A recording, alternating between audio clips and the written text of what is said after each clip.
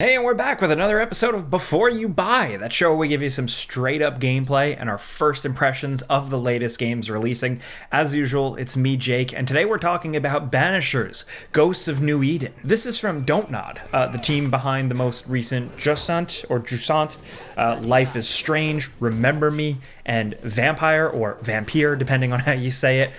For years now, they've been making a nice blend, a nice variety of different games, and me personally, I really enjoyed what they did with Vampire.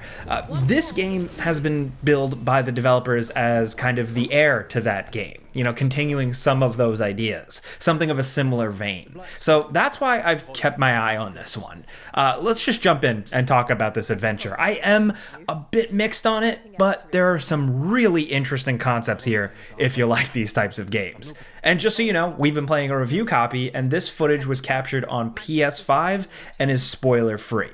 Look, if a lot of it looks the same, it's mostly within the early hours to avoid big story spoilers for you. So in this game, I'll just set up the very beginning, the back of the box thing. You are a banisher. Well, two banishers, technically. These are kind of ghost hunters for hire in a world where ghosts just exist. They happen after people die, and sometimes they linger, and somebody needs to get rid of them. Otherwise, the ghosts will just hang around, and the living can never fully move on from a death. Plus, the ghosts kind of feed off of the life force of the living. So, banishers are a kind of ghost witcher. They come into a town, they solve a mystery about a ghost haunting someone, and then they banish it. The Banishers here are a man, Red McCraith, and woman, Antea Duarte, with him actually being somewhat the apprentice. So it's kind of a cool dynamic. It's the 1600s, and they travel to the New World, America, to solve a very tough ghost mystery a colleague is dealing with. They head to this place called New Eden. It's a small, fictional New England colony, and that's where things really get going. It's not a spoiler here. This is in the trailer for the game, but Antea is unfortunately killed, meaning you're playing as Red, accompanied by her ghost throughout the game, and the game plays with those mechanics. So not only does this guy have a dead girlfriend, but also she was kind of the master, and he was a little bit of the apprentice. So there's a lot to that. And this whole concept, from the 1600s to the setting to the way ghosts are treated, I can't stress enough how cool I personally think this story and setup is. This world has really good ideas, a setting we don't see in a ton of adventure games, and plays with ideas of religion, faith, colonialism, mysticism, love, witchcraft, and it does it super well. This is in big thanks to the two leads, Red and Antea, being great, strong characters straight up. It's really interesting because, of course, they are in love, and that brings a whole dynamic we don't see in a lot of games, but also, they just do a good job unfurling them as the game goes along. You don't totally get their whole life and backstory and motivations right away. Who they are as individuals is kind of filled out over a length of time, and it works wonders for making you actually give a damn about them.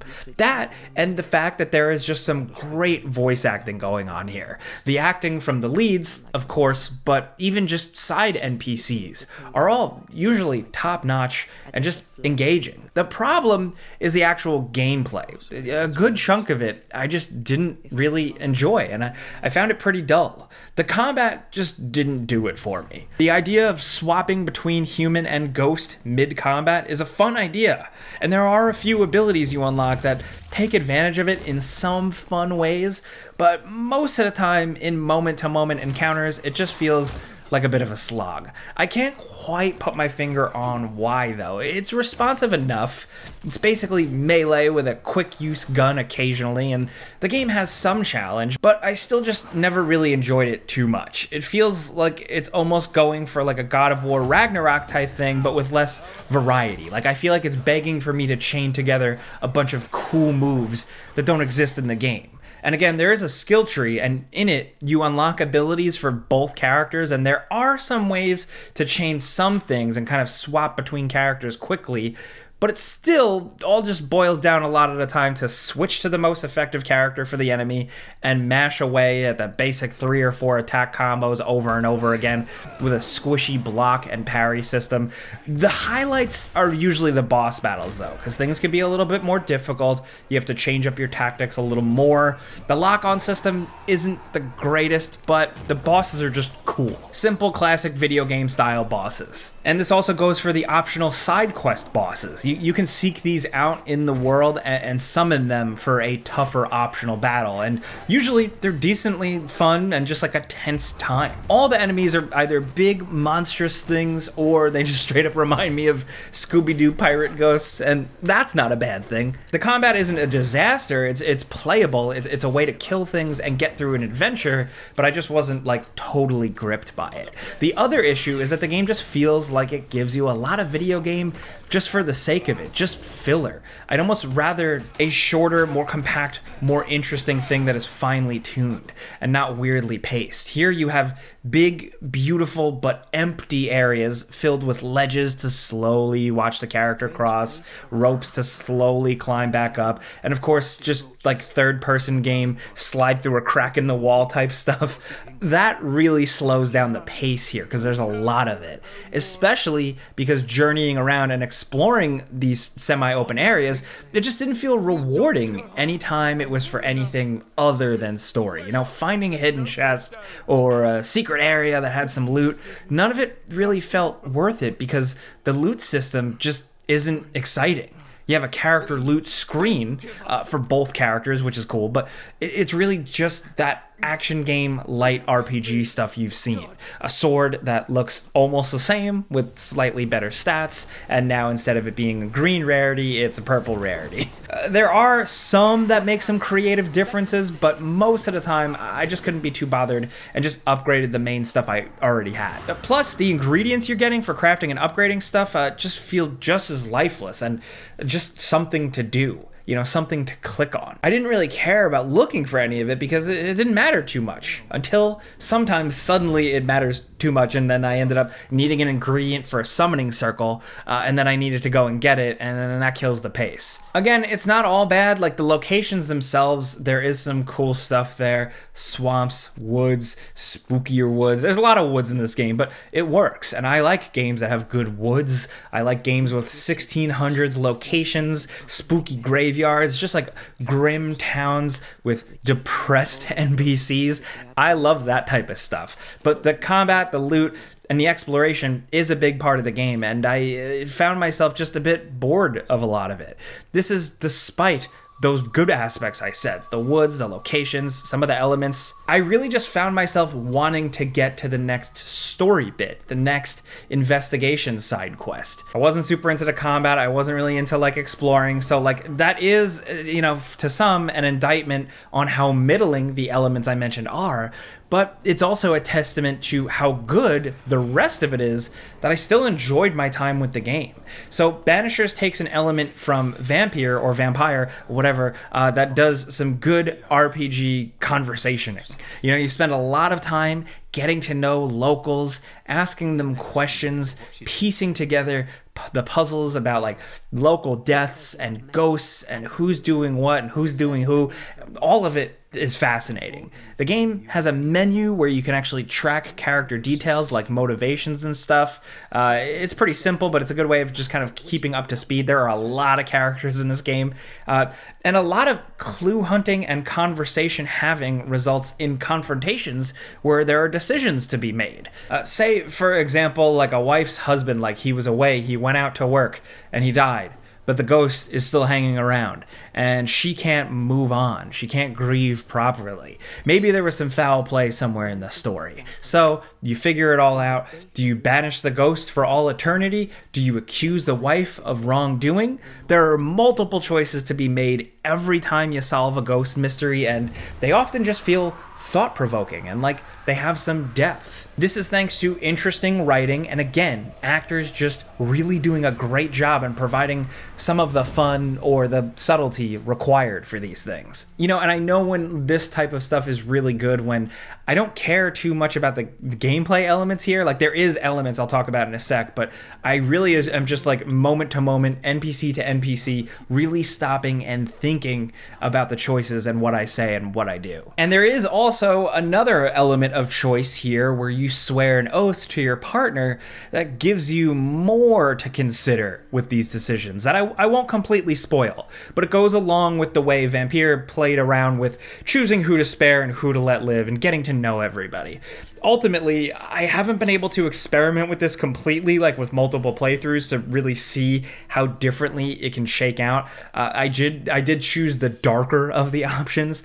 The game kind of makes you commit to doing it one way or the other pretty early in the game, but then tries to tempt you to, you know, fall back on it. It's kind of complicated, and again, I don't know how much it changes, and I don't want to spoil where I know it does, but at the very least, it's thought-provoking. And from a technical aspect, I played on PS5, and the further I got in the game, the more I had some frame drops.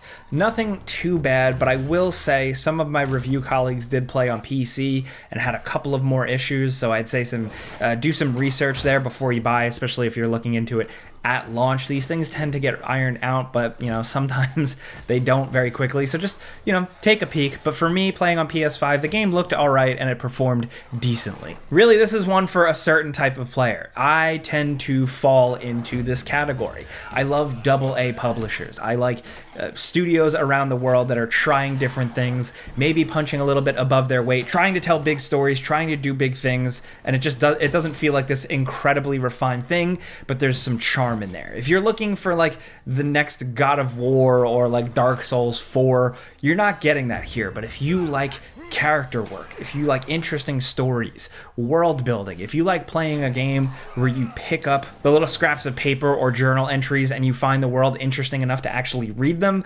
this is the type of game for you. If you like mystery games, if you like NPC dialogue, decision-driven type games, consider this. Again, it is not perfect. It is absolutely flawed, but at the very least, Banishers Ghosts of New Eden is unique. And sometimes I personally believe that like a thing that is interesting, tries different things, but makes some mistakes along the way is still way more fun to talk about and really check out than something that is by the numbers. So for all its faults, all its flaws, I naturally tend to just like be easy on these games because I tend to like them.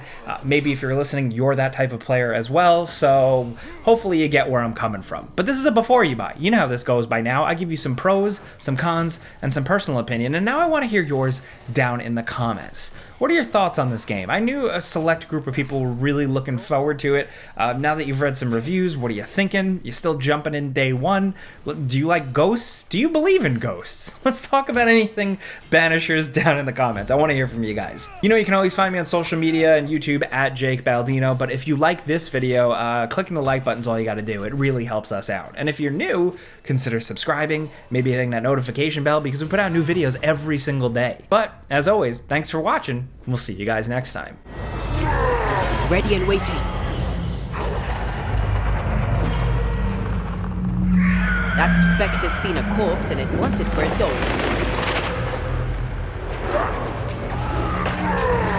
Piss off!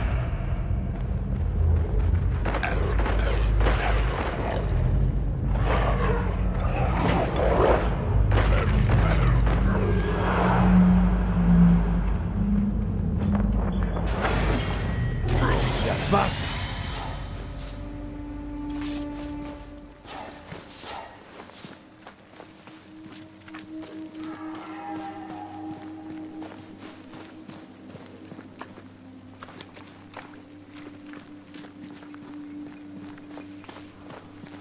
Let's look for our tie while Jacob's outside.